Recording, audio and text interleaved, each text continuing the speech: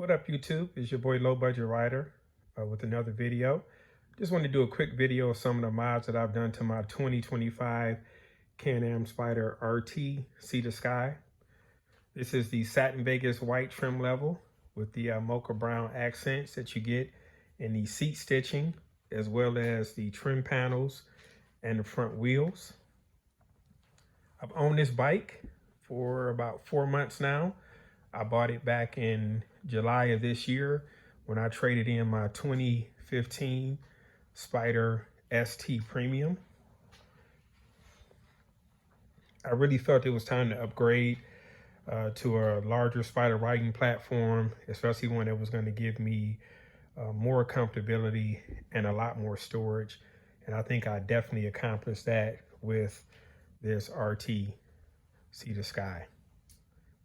And I didn't really have to do a lot to this bike. I felt that this bike was very, very beautiful the way it was.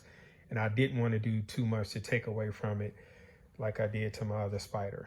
One of the biggest upgrades that I did, and I'll power the bike up so you can see, is really going to be the lighting.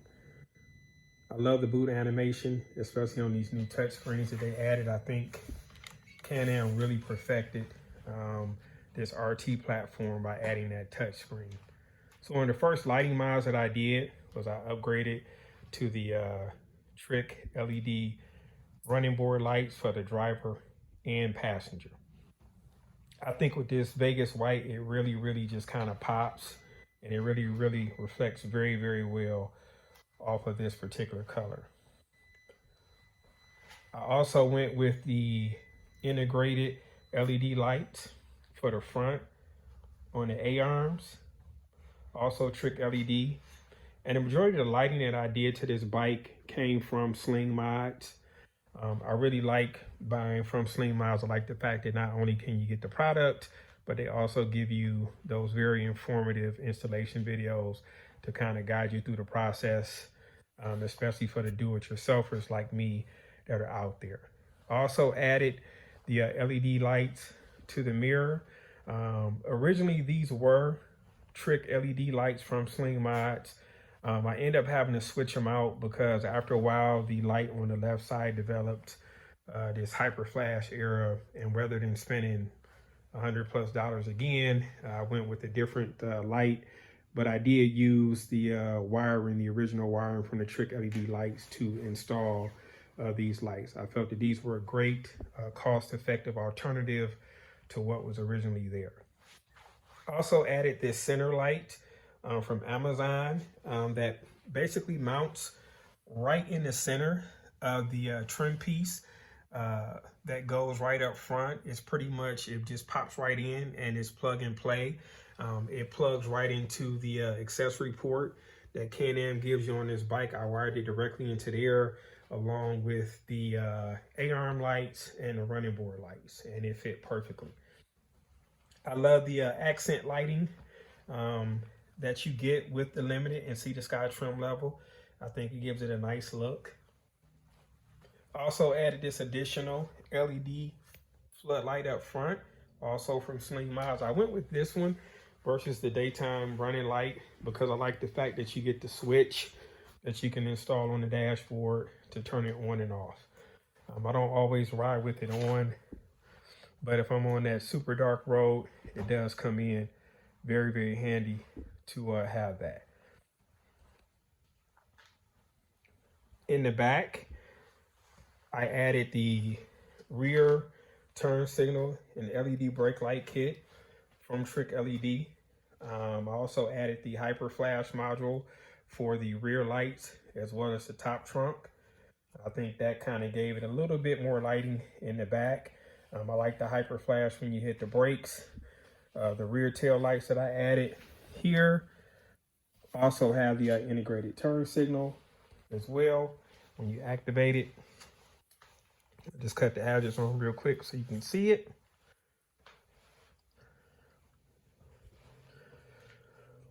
And again, what I like about the mirror lights is that the turn signals are sequential. I mean, I really think adding those A-arm lights as well just kind of gives it a better forward presence, because the only turn signal that you get with the RT is going to be what's integrated into the tire guard here. And I just did not feel that that was enough. But I think this gives it just the right amount of light. Another thing that I added up front, this is going to be from Ryker Rides. It's going to be the skid plate panel. The roads here in Michigan are terrible at times. So I'd rather this skid plate take the beating than the bottom of my front frunk. I also added these wings to the skid plate to kind of give it a more sportier look. I actually like the way that that turns out. To protect the radiator grills, I added these grill inserts along with the white RT overlays from Slingmods as well. I think it gave it a nice look as well. This Celtic Spyder came from Etsy. Thought that was pretty cool. And then the side Venom logo, that was left over from our previous Spyder. So I just went ahead and put them on here again. I just kind of liked the look that it gave from the side profile along with the Celtic Spyder. Again, just a little way to personalize this and make it mine a little bit more. Down here, I added the jump port as well. I just thought it'd be a lot easier, especially when you're in an emergency situation. You don't necessarily have to go to the trunk and access the battery. You can jump the bike right from this port. I also wired my battery tender cable directly under the front A-arm right here. I installed this when I added the A-arm lights. That way I can just plug my battery tender right into it without having to open up the front frunk.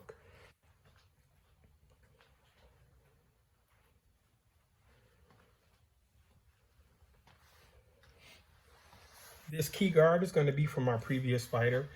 I just kind of added it to this. You basically just insert the key under the bottom part. It just kind of serves as a little cap, a little decorative cover on top of the key. Most people don't even realize that that's the key when that's on there. This Android phone, I kind of use for my other GPS and apps, iGo navigation, Waze, Google Maps, etc. Also the Bluetooth accessories that I have on this bike. This is what I use to control it. I'll show you some of those in a second. Right here, I went with the Spyder cuff from Le Monster. I went with the this particular Spyder cuff, because when you get the pedal box from Le Monster, they give you this mount that you can mount the pedal box right to the Spyder cuff. And then on the back of the Spyder cuff, also from Le Monster, I went with this USB charging port in case I need to charge my phone while I'm out and about. I don't do a lot of charging when I'm riding, but just in case I do, I can plug right into there and charge it. That's hot all the time. It's wired directly to the battery on the fuse. So whether you have the bike on or off, you can essentially charge whatever device you need. Normally when I ride, I usually have a phone pocket added to all my riding gear where I can keep my phone as well as a power bank inside there. That's typically how I charge my mobile devices when I'm out and about. On the front of the handlebars, this is just the control module for my front and rear dash cam, and that just allows you, if you need to take a quick photo of something, whether it's the front camera or the back camera, you just press the appropriate button, it'll take the picture and store it for you. Again, the camera system that is on this bike is Bluetooth. It's Bluetooth and it runs through the Android phone that I have up front. Just sticking with the dash cam. So the rear cam I mounted just below the license plate here. Again, so you can kind of see how I did it. Tried to keep the installation as clean as I could on that.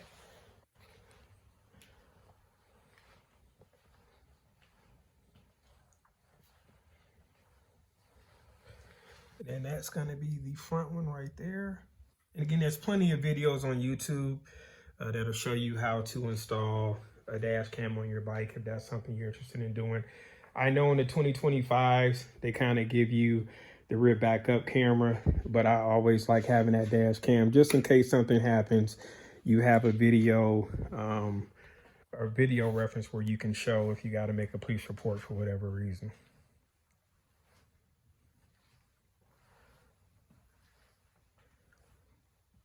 Then the only additional lighting that I added, just as an accent piece, was just these LED lights right here. And this was just some lighting that I had left over from a previous project. These are actually interior ambient lighting, acrylic LED lights for automobile. But I used them, converted them where I could use them on here. And I just think it gave it a nice look. And you can change the color as well as the lighting pattern to whatever you want. I just kind of like this raindrop pattern. I think it looks pretty cool when the bike is in motion.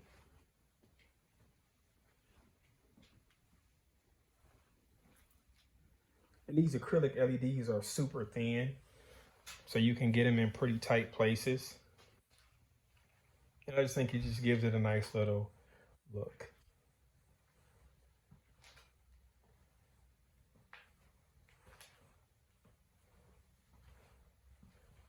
And again, I'm all about attention to detail, so added it down here as well.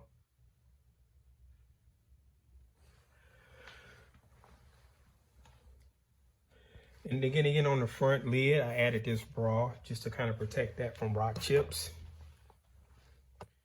And just a typical front frunk on a Spyder.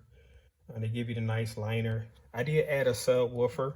I wired this right into the factory system, so there's no aftermarket module. I felt the system was fine just the way it was. It just needed those lows. I think they did a good job on the highs and mids, but it just wasn't, the bass just wasn't there for me, so I kind of added that myself. And it's on a floating mount system that I made. That way, when I want to use my travel bag that's in the trunk, I can just pull that right out, pack my travel bag. The travel bag is custom fitted for the front. I'll show you that in a second. And then I can set this right on top or just remove this all together. Now right in here, I removed the hex nuts that were originally here. I added these wing nuts. I think it just gives easier access.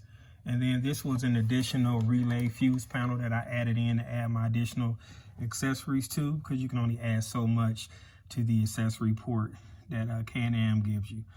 This allows you to add 4 additional accessories. It's powered, it's wired directly to the battery. And then I wired the switch source that you need for this relay to the auxiliary port on the bike that Can-Am provides. And then just some wire management with the tubing housing just to give it a neat appearance. Same thing that I did for the amp wiring. Didn't drill, just came right up under this panel piece that I took off. Then I also added these little lighting pods to give you additional lighting so you can see in here at night. And those are from Amazon. And then just some additional pockets for storage on the front lid. For the saddlebags, I have these Bestum custom-made bags. And just in this one, I just keep some essentials packed, and I'll set this right up here so you can see it. Just keep a few essentials packed in there. Tire plug kits, air compressor, rain gear, winter cover or travel cover for the bike. Another miscellaneous tool kit outside of the one that BRP provides when you get the bike. And it just custom fit to fit right into this saddlebag pocket.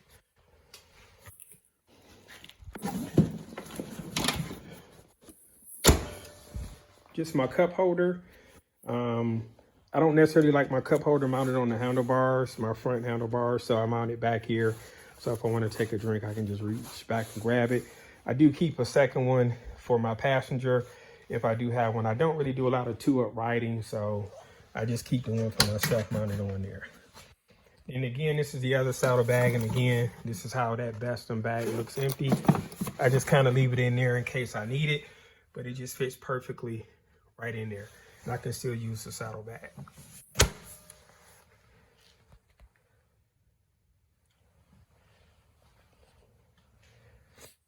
And just a little accent piece that I added myself. I removed the BRP logo and added this challenge coin that I took off my other Spyder and added to here. Love that integrity, honor, compassion, and courage.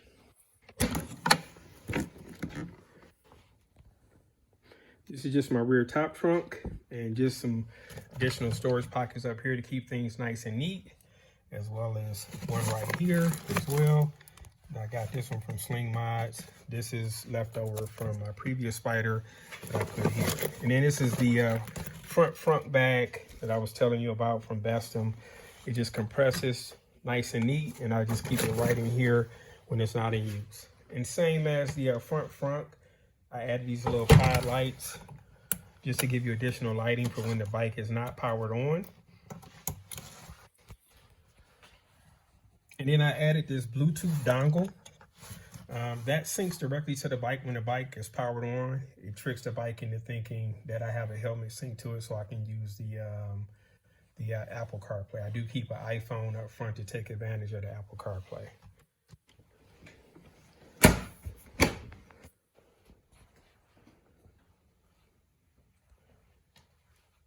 And for the hand grips, I did add the leather-like foam grips. I didn't like how thin the OEM ones were, so I added those just to get a better grip for myself when I'm riding, and it makes it a lot more comfortable.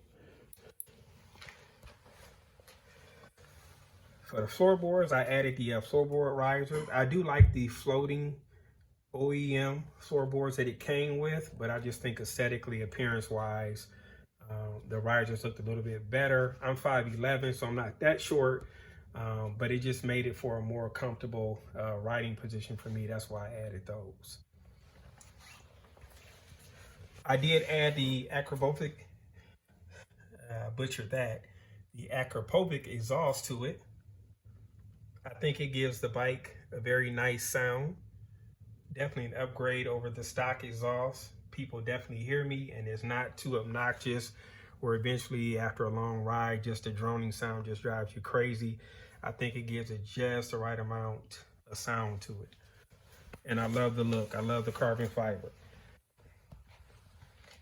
For performance, I did add the sway bar and end links from Le Monster. I went with the Le Monster one because I liked the fact that you get two different settings with this for the end links. I have it currently set for 2-up riding, even though I don't do a lot of 2-up riding.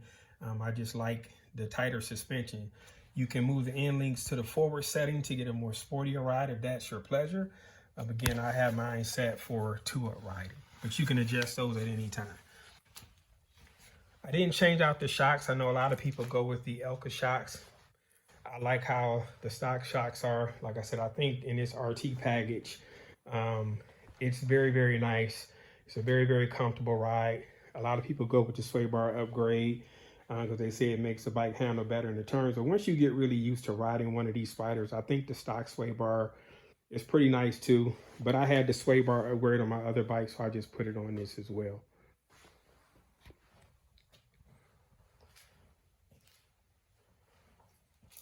For the front windshield, I went with these windshield inserts from Slingmods. You get 2 sets. The current set that's in there now allows the airflow to come up towards you. The second set, if you don't want the airflow coming directly towards you, you can just switch it out and put the second set in, which will direct the airflow down. I just leave those in all the time.